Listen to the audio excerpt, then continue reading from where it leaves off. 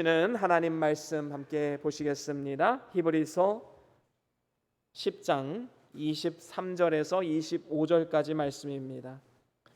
히브리서 10장 23절에서 25절까지 말씀, 우리 다 같이 한 목소리로 함께 합독하시겠습니다. 시작. 또 약속하신 이는 미쁘시니 우리가 믿는 도리의 소망을 움직이지 말며 굳게 잡고 서로 돌아보아 사랑과 선행을 격려하며 모이기를 패하는 어떤 사람들의 습관과 같이 하지 말고 오직 권하여 그날이 가까움을 볼수록 더욱 그리하자. 아멘. 아멘. 예, 우리 다 같이 말씀 들고 함께 선포합니다. 시작. 주의 말씀은 내 발의 등이요 내 길의 빛이 되십니다. 주여 말씀하옵소서. 주의 종이 듣겠나이다. 아멘.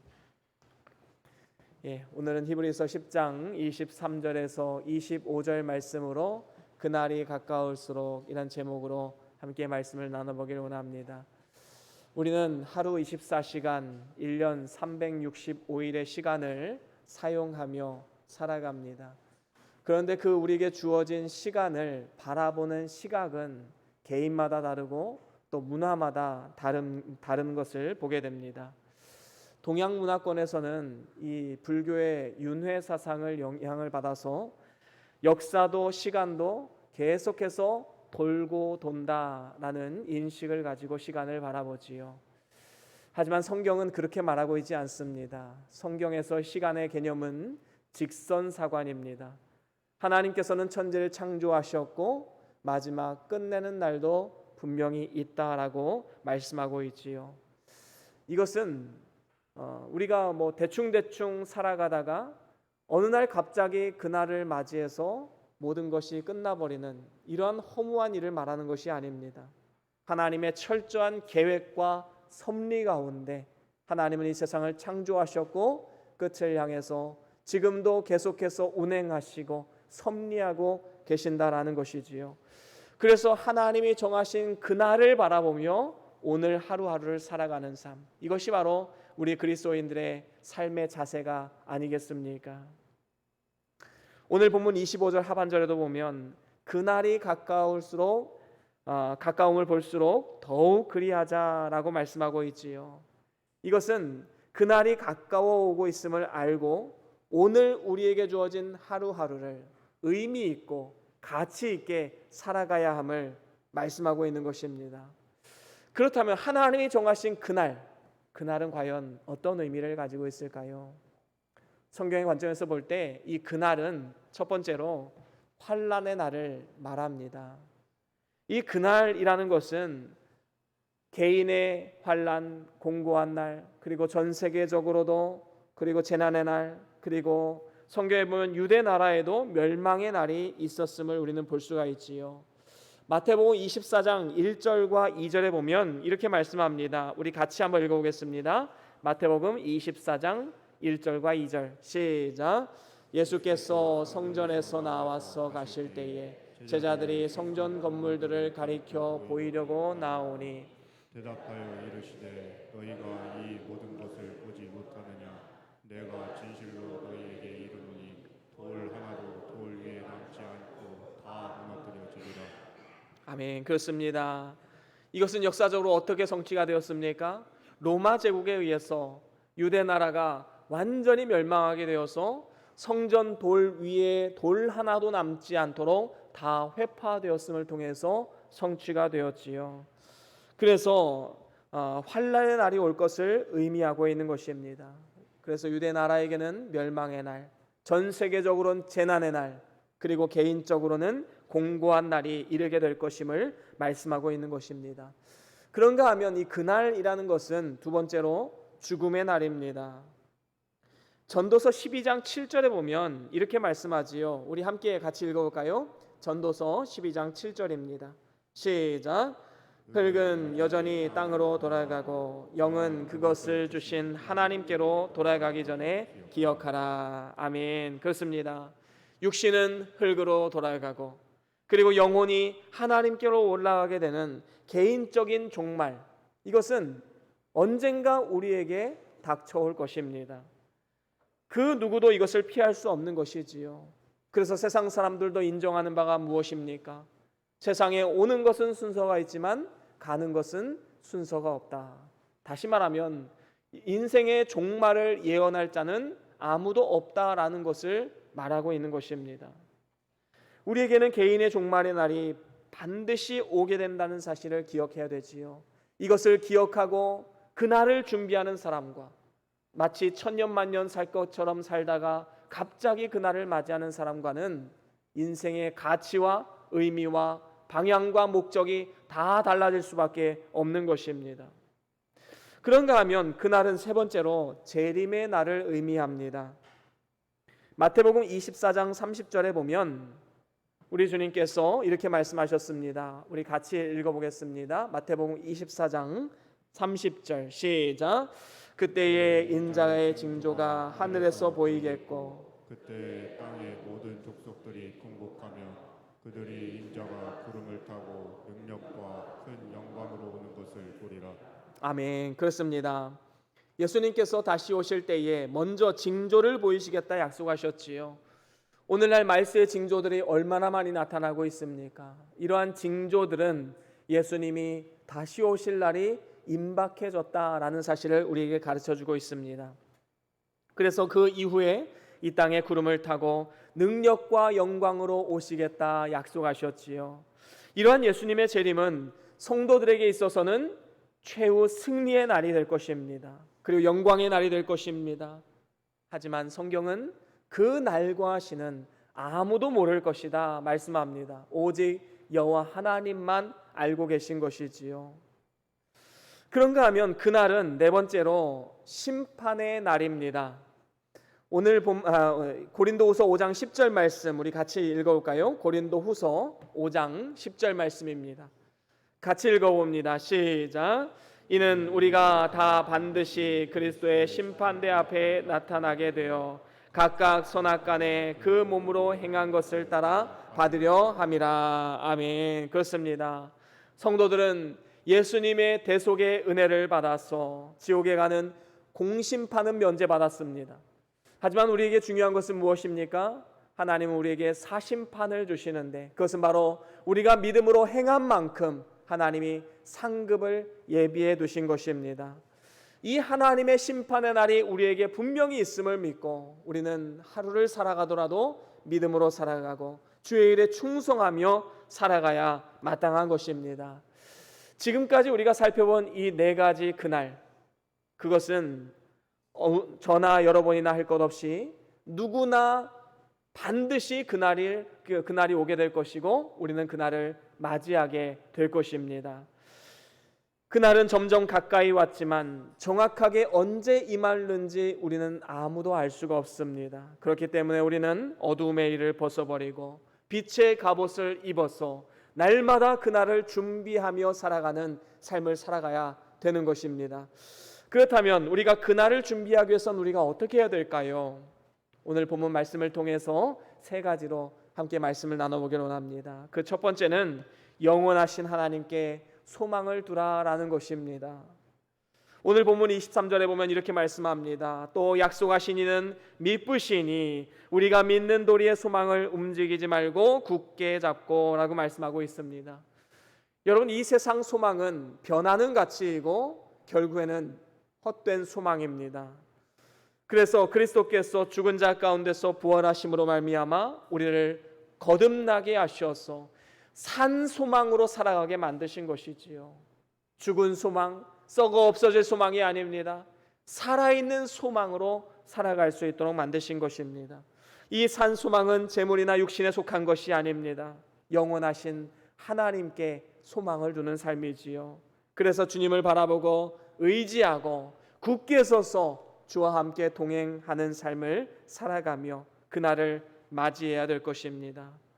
여러분, 하나님은요 신실하신 하나님이십니다. 성경에 보면 하나님은 미쁘시다라고 말씀하지요. 이 미쁘시다라는 것은 믿음직스럽다, 신실하다 이런 뜻을 가지고 있지요. 하나님은 한번 약속하시면 그 약속을 변개치 아니하시고 끝까지 이루시는 분이심을 우리는 절대로 잊어서는 안 됩니다. 그렇기 때문에 우리는 하나님의 약속을 의심하지 말고 믿음으로 담대하게 나아가야 되는 것입니다. 인간의 생각으로는 이거는 불가능할 것 같은데, 그렇게 생각하는 것조차도 하나님은 그것을 이루시는 분이심을 우리는 절대로 잊어서는 안 됩니다. 그렇기 때문에 예수님께서 약속하신 재림도 역시 우리가 믿고 의지하고 바라보고 소망 가운데 나아가야 될 줄로 믿습니다. 여러분, 언제나 소망을 하나님께 두십시오. 히브리서 6장 19절에 보면 이렇게 말씀합니다. 우리 같이 읽어보겠습니다. 히브리서 6장 19절 말씀, 시작. 우리가 이 소망을 가지고 있는 것은 영혼의 닷 같아서 튼튼하고 견고하며 시장 안에 들어가게 하느니. 그렇습니다. 세상에 소망을 두는 것은 결국에는 다 실패로 끝나게 됩니다. 헛된 것이라고 성경은 말합니다. 하지만 하나님께 소망을 두면 그것은 마치 영혼의 닷과 같다라고 말씀합니다. 아무리 큰 풍랑이 온다 할지라도 닷으로 고정이 된 배는 흔들리지 않습니다. 떠내려가지 않습니다. 그렇습니다. 하나님께 영혼의 닷을 놓은 그 사람은 영원토록 굳건하게 세워질 수가 있게 되는 것입니다. 노아는 신실하신 하나님으로부터 120년 전에 약속을 받았습니다. 그것은 홍수에 대한 약속이고 너를 구원하겠다라는 약속이었지요. 그런데 이 120년 동안 얼마나 많은 조롱과 핍박이 있었겠습니까? 하지만 노아는 끝까지 하나님의 약속을 신뢰했습니다. 1년이 지나도 10년이 지나도 50년이 지나도 100년이 지나도 그는 흔들림 없이 끝까지 배를 계속해서 지어나갔습니다. 결국에는 하나님께서 그를 구원하시고 그를 통해 그의 가정까지도 구원하셨지요. 그렇습니다. 우리 주님께서는 노아의 때와 같이 인자의 임함도 그러할 것이다 라고 말씀합니다. 1년이 지나도 10년이 지나도 100년이 지나도 1000년이 지나도 오지 않는다고 해서 예수님이 오지 않는 것이 아닙니다. 예수님은 반드시 약속하신 그날, 예정하신 그날이 되면 오실 것입니다. 바로 거기에 소망을 두고 우리는 하루하루 소망 가운데 주의 일에 힘쓰는 자들이 되어야 되는 것입니다. 신실하신 하나님께서 우리의 소망을 절대로 헛되게 만들지 아니하신다는 그 믿음을 가지고 우리는 담대하게 세상 가운데 나아가야 될 줄로 믿습니다. 그런가 하면 두 번째로는 서로 사랑과 선행으로 격려해야 함을 오늘 본문을 통해서 말씀해 주고 있습니다. 오늘 본문 24절에 보니까 이렇게 말씀하지요. 서로 돌아보아 사랑과 선행을 격려하며 라고 말씀합니다. 각 성도는 교회 공동체를 구성하는 일원이지요.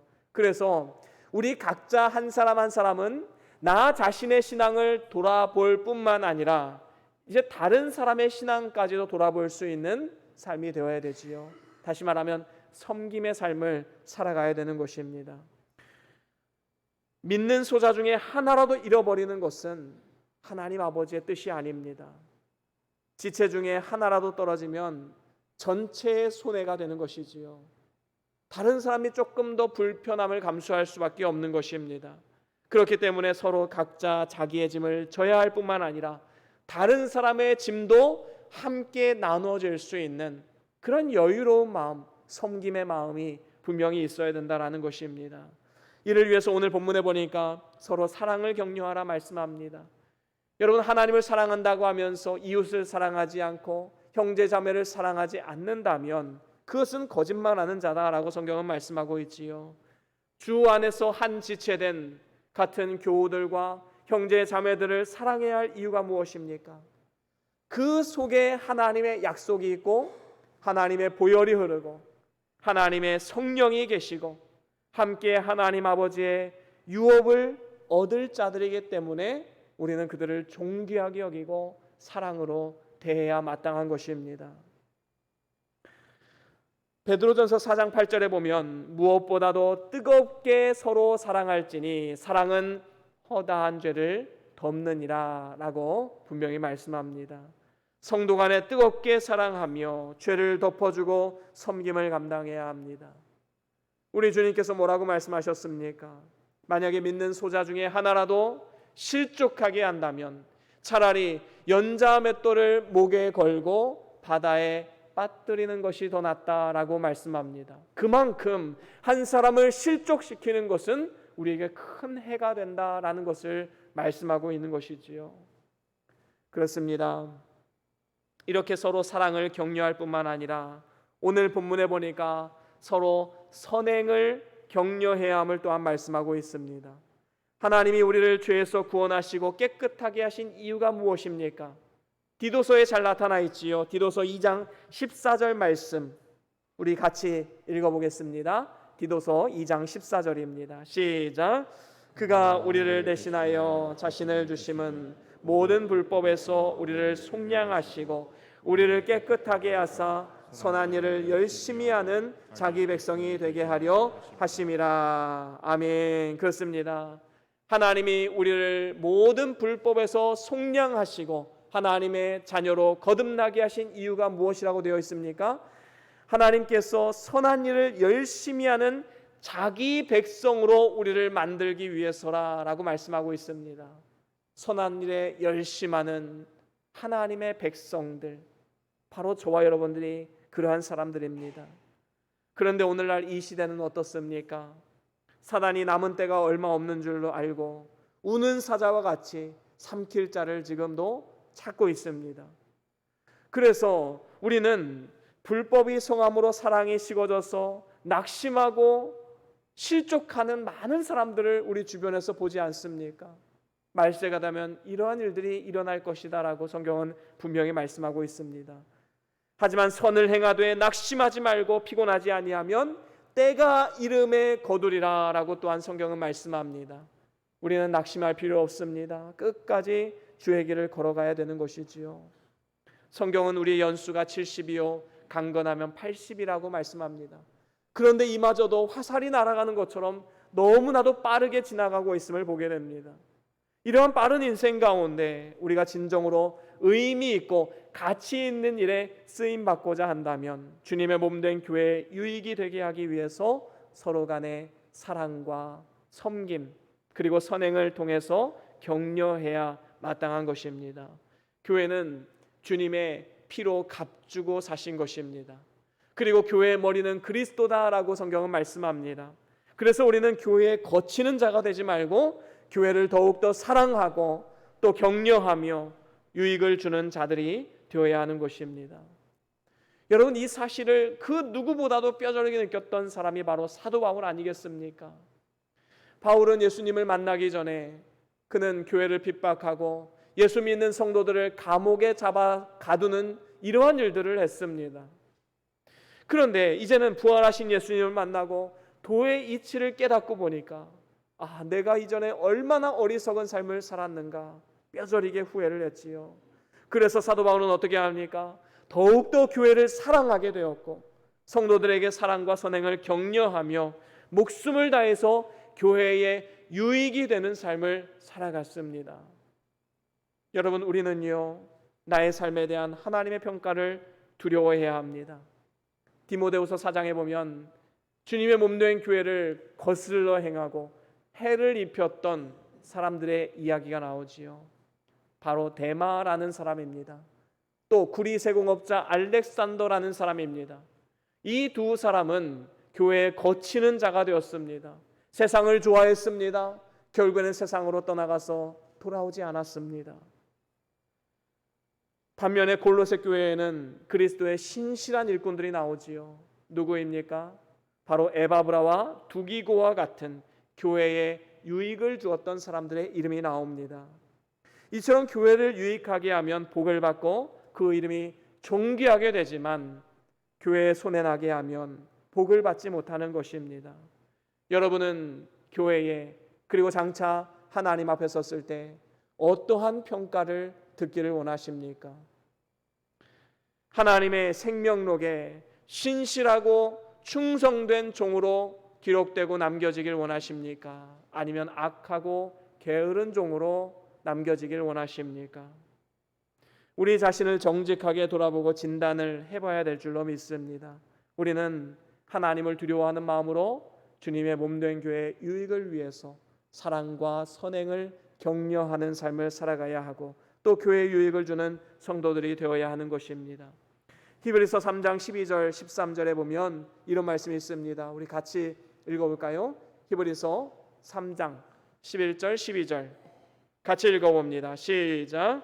형제들아 너희는 삼가 혹 너희 중에 누가 믿지 아니하는 악한 마음을 품고 살아계신 하나님에게서 떨어질까 조심할 것이요 오직 오늘이라 일컫는 동안에 매일 피차 권면하여 너희 중에 누구든지 죄의 유혹으로 완고하게 되지 않도록 하라. 아멘. 그렇습니다. 우리 중에 혹시 누군가가 이 악한 마음을 가지고 교회에서 떠나갈까? 우리는 노심초사하는 마음으로 주변 사람들을 사랑과 선행으로 격려하고 그들을 섬겨야 됨을 말씀하고 있지요. 그래서 아무도 죄의 유혹에 넘어가지 않도록 매일 피차 권면하나 말씀합니다. 또한 서로 사랑과 선행으로 격려해야 함을 우리에게 말씀해 주고 있는 것이지요. 이렇게 주님의 몸된 교회와 구원운동에 유익을 주면서 우리가 그날을 맞이한다면 그날이 얼마나 영광스러운 날이 될까요? 우리에게 상급과 영광이 예비되어진 축복의 날이 될 것입니다. 그런가 하면 마지막으로 세 번째로는 모이기를 힘써야 합니다. 오늘 본문 25절에 보니까 모이기를 패하는 어떤 사람들의 습관과 같이 하지 말고 오직 권하여 그날이 가까움을 볼수록 더욱 그리하자라고 말씀하고 있습니다. 여러분, 주님의 재림이 가까워지면요 점점 더 모임을 폐하려고 하는 사람들이 나타나게 됩니다. 그래서 이러한 사람들의 습관이 생기게 되지요. 그 이유가 무엇입니까? 먼저는 사람들의 게으름에 있습니다. 사람은 서 있으면 앉고 싶고 앉으면 눕고 싶고 누우면 자고 싶은 것이 게으름이지요.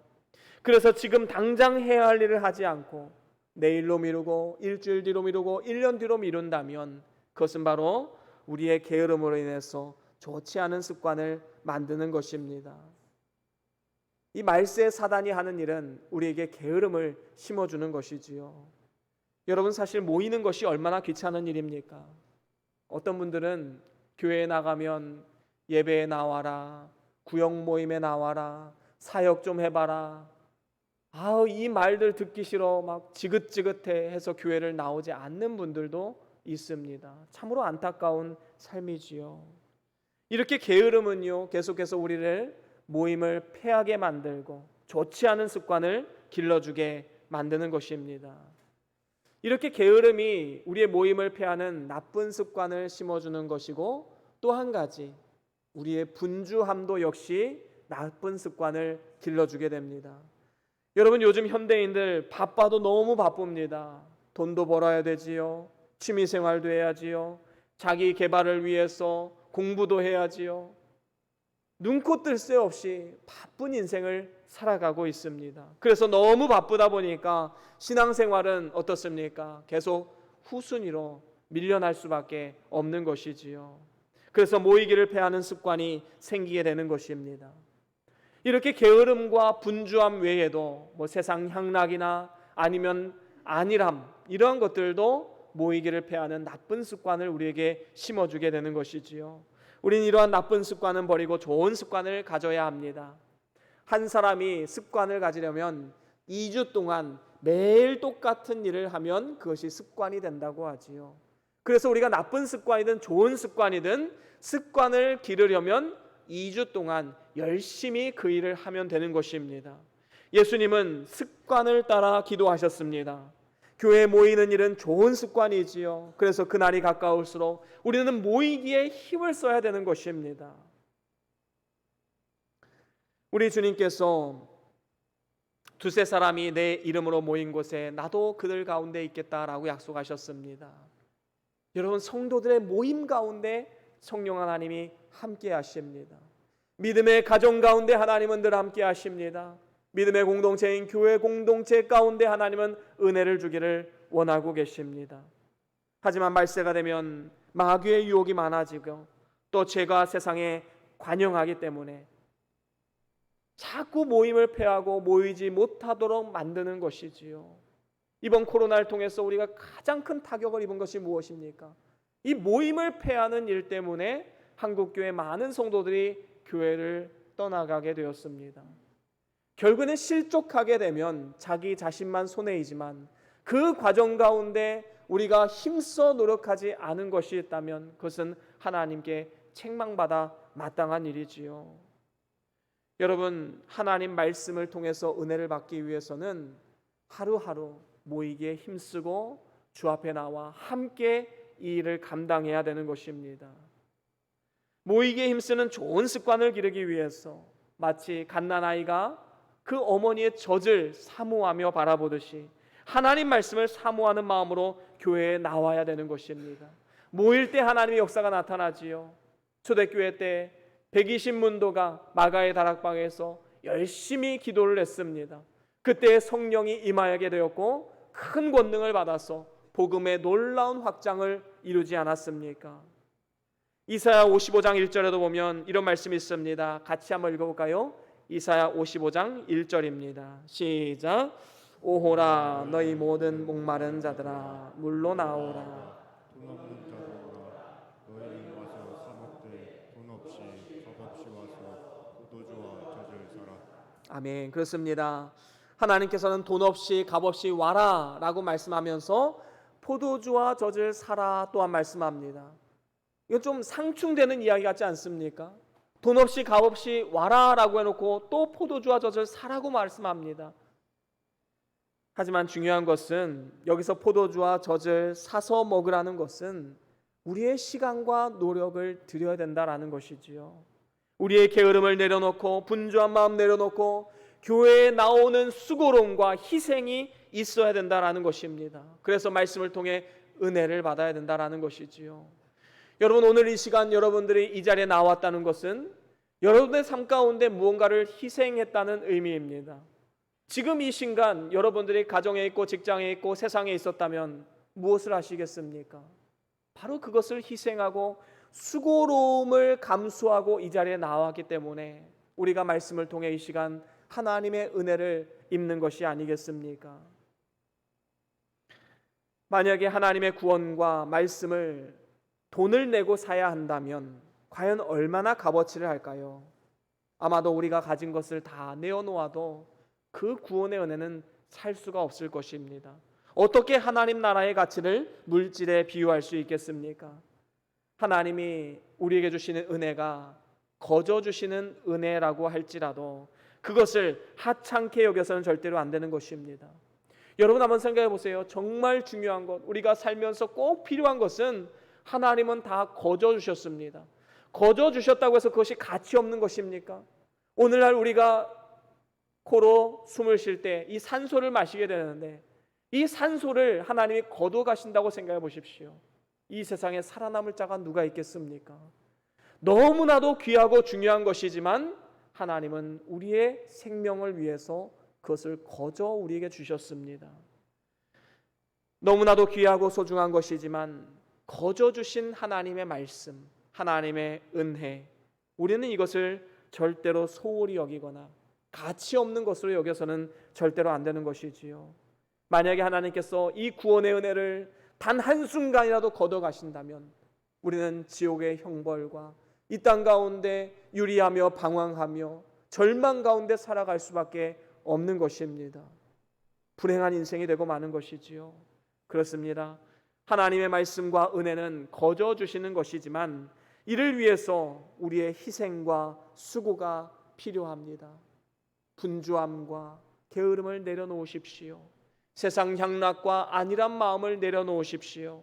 그리고 고단한 몸을 이끌고 교회로 나와야 합니다. 이러한 희생과 수고가 있는 예배 가운데 하나님이 어떻게 은혜를 주시지 않을 수가 있겠습니까? 보라, 지금은 은혜 받을 만한 때요 구원의 날이라. 우리 하나님께서 말씀하셨습니다. 지금이 바로 은혜 받을 만한 때입니다. 지금 이 순간이 지나가면 하나님의 은혜는 다시 오지 않습니다. 오늘 이 시간 받아야 할 은혜는 다시 오지 않는다라는 것이지요. 우리가 힘써 모임을 통해서 그날을 맞이하게 된다면 얼마나 영광스러운 모습일까요? 그렇기 때문에 우리는 모이기를 패하는 것이 아니라 주님 다시 오시는 그날까지 열심을 다해서 모임을 가지고 예배에 나오고 좋은 습관을 우리는 만들어 가야 되는 것입니다. 이제 말씀을 마무리합니다. 하나님이 정하신 운명의 그날은 점점 더 가까워오고 있습니다. 저나 여러분들이나 할 것 없이 우리는 모두 다 그날을 고대하며 바라보며 사모하며 나아가고 있습니다. 그날이 반드시 온다는 사실을 늘 기억하고 우리는 오늘 하루 우리에게 주어진 그 하루를 의미 있고 가치 있는 일에 사용해야 될 줄로 믿습니다. 이를 위해서 소망을 영원하신 하나님께 두어야 될 줄로 믿습니다. 그리고 서로 돌아보며 사랑과 선행을 격려할 뿐만 아니라 모이기를 패하는 나쁜 습관이 아니라 모이기에 힘쓰는 좋은 습관을 길러 나아가야 될 줄로 믿습니다. 그래서 언제 그날이 온다 할지라도 우리가 기쁨으로 주를 맞이할 수 있는 그러한 축복된 삶이 되어야 할 것입니다. 저와 여러분들이 그날이 가까울수록 더욱더 큰 소망이 넘쳐나고 결국에 영원한 승리와 영광으로 그날을 맞이하는 이러한 축복된 인생이 다 될 수 있기를 주의 이름으로 간절히 축원합니다. 우리 다 같이 오늘 받은 말씀 기억하시면서 우리 찬양 하나